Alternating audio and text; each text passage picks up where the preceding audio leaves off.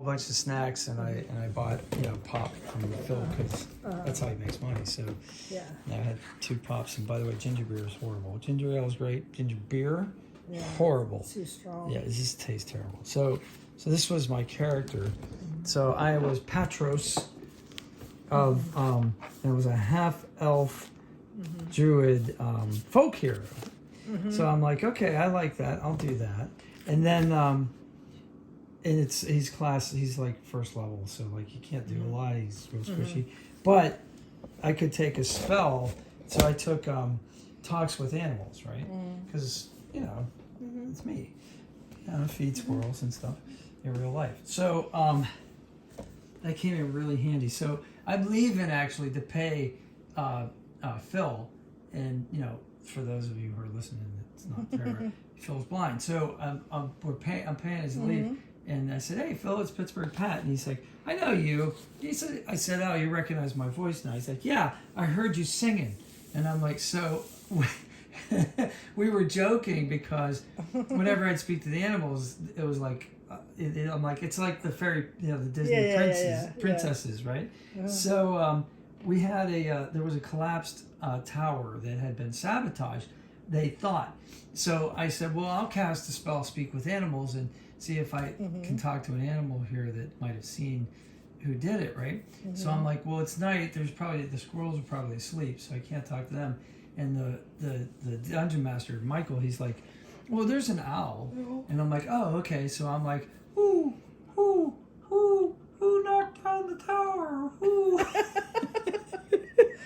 And he's like, and of course the rest of the party, all they hear is whoo, and the owl's like, it was the guy doing this. A hand, come out and do it. And I'm like, a hand, like an unattached hand, like a disembodied hand. He's like,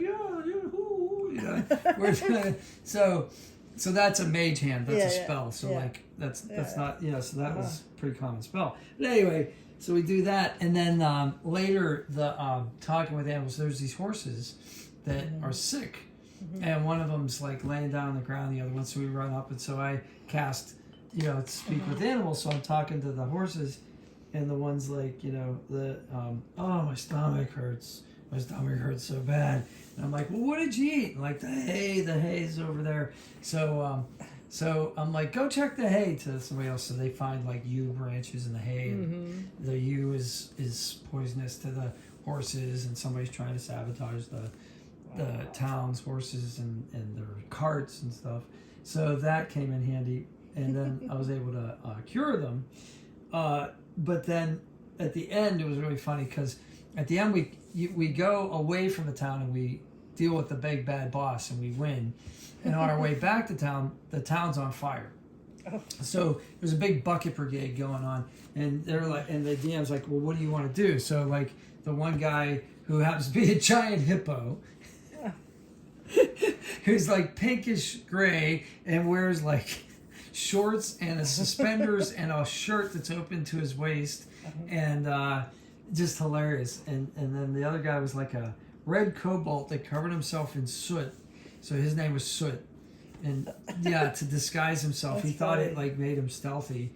And then there was a human fighter, but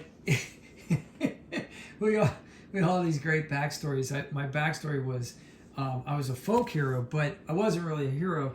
The bad guy slipped and like fell on my sword, and so the townspeople thought I like dispatched him, but it was really an accident. But I really want to be a hero, but I'm not, really. So I'm trying to live up to my image. So it was like an acting and stuff. But anyway, so the final scene, everybody picks something to do. So one guy jumps in the tavern and tries to save the tavern's the barmaid, who's like the owner's daughter. So he's able, the kobold. So he gets the soot all over him. The ash, and he pulls her out. Another guy like chases after a bad guy that's seen fleeing away. Another guy, the hippo, he's a warlock, so he summons a tentacle to come up out of the earth and start scraping dirt and try to like put out the fire with dirt.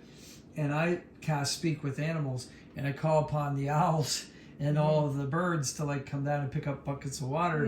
But I'm like, so it's like fairy princess time. So I'm like, pick up the buckets of water and put them in the lake and pour them on the you know, and like and people are like looking like, what is he doing?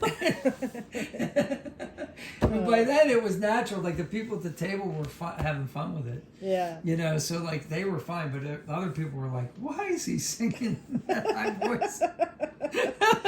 And then Phil at the end's like, yeah, I heard you singing over there. And I'm like, what? You mean pick up the water and pour it on the fire? And like, he's like, yeah, that was it.